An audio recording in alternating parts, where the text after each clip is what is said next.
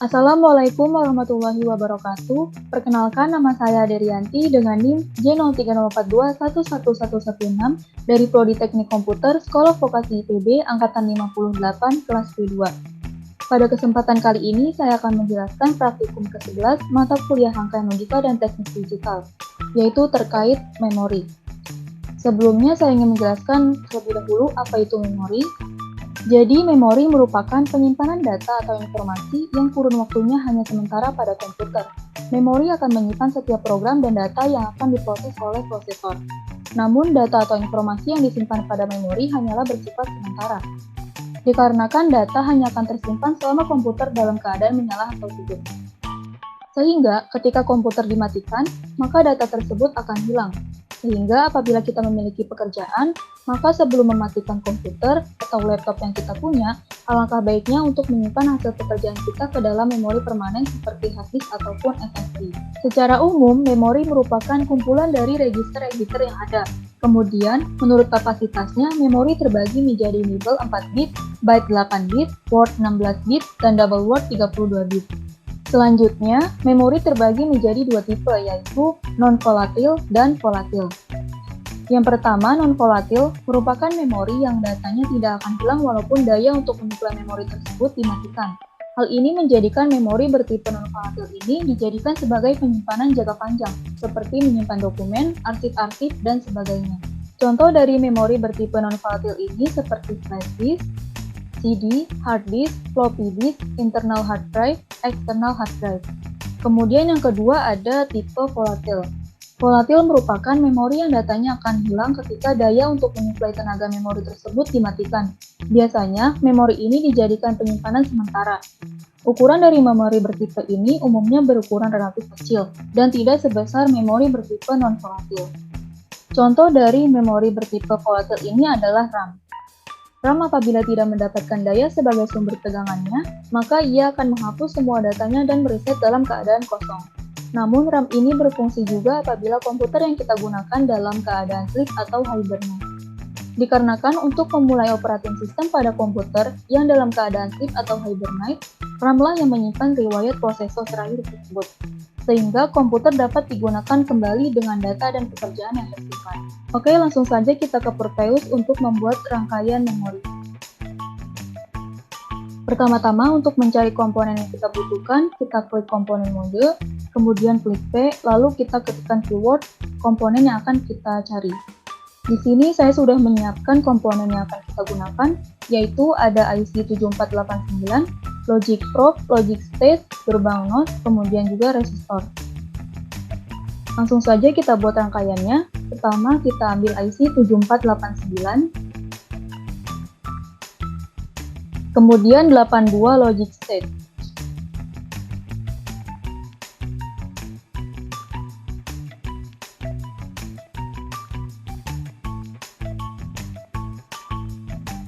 Kemudian kaki D1, D2, D3, D4 kita hubungkan ke logic state D0, D1, D2, dan D3.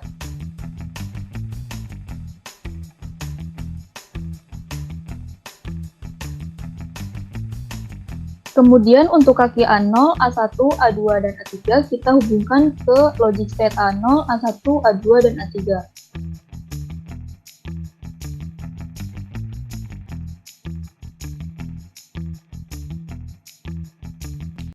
Kemudian kita tambahkan lagi logic state di sini. Kita mirror.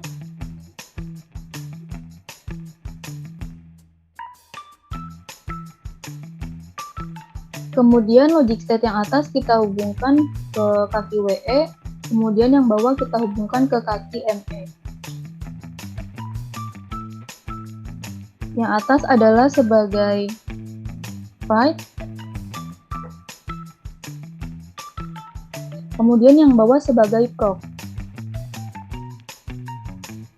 4 buah logic state yang atas ini sebagai input data, kemudian yang bawah sebagai address.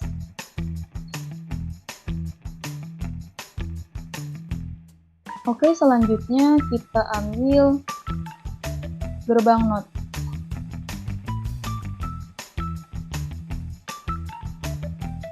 kemudian logic probe sebagai outputnya.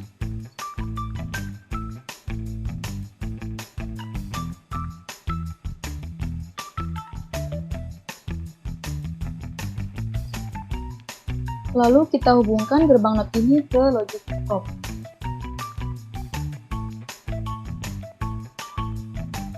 Selanjutnya ada 4 buah resistor dengan hambatan 10K. Kita copy saja.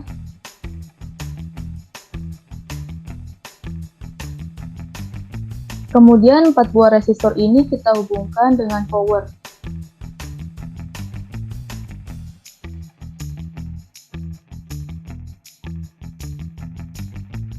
Oke, selanjutnya kaki 5 pada IC ini kita hubungkan ke gerbang NOT.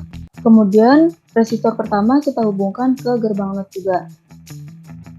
Lalu resistor kedua kita hubungkan ke gerbang NOT. Resistor 3 hubungkan ke gerbang NOT 3. Resistor 4 hubungkan ke gerbang NOT 4. Kemudian kaki 7 kita hubungkan ke resistor 2. Kaki 9 ke resistor 3. Dan kaki 11 ke resistor 4. Baik, rangkaiannya sudah jadi. Di sini saya mempunyai tabel pengujian praktikum, langsung saja kita buktikan rangkaian yang telah kita buat tadi. Langkah pertama adalah kita nyatakan address-nya terlebih dahulu. Untuk percobaan yang pertama, karena data ini akan ditaruh di address 0, maka kita hidupkan address 0-nya. Kemudian langkah selanjutnya adalah baru nyatakan inputannya, yaitu 111 di D1, D2, dan D3. Maka outputnya akan menyala, namun di sini belum tersimpan. Cara untuk menyimpannya adalah kita klik write di sini. Nah, maka data akan tersimpan di address 0. Apabila kita hapus inputnya, output akan tetap menyala sesuai dengan inputan yang telah diinput pada address 0. Jika addressnya kita matikan, maka outputnya juga ikut mati. Kemudian percobaan yang kedua, kita akan menyimpan data di address 1. Kita nyalakan address 1, kemudian datanya di D2 dan D3. Nah, maka akan menyala outputnya, namun di sini belum tersimpan. Cara menyimpannya yaitu kita klik write. Nah, kemudian data ini sudah tersimpan di dalam address A1. Jika kita matikan inputnya, outputnya akan tetap menyala sesuai dengan inputan yang di A1. Ketika kita matikan, maka outputnya juga akan mati. Ketika kita hidupkan A0, maka akan mengeluarkan output yang tadi sudah kita inputkan ke A0.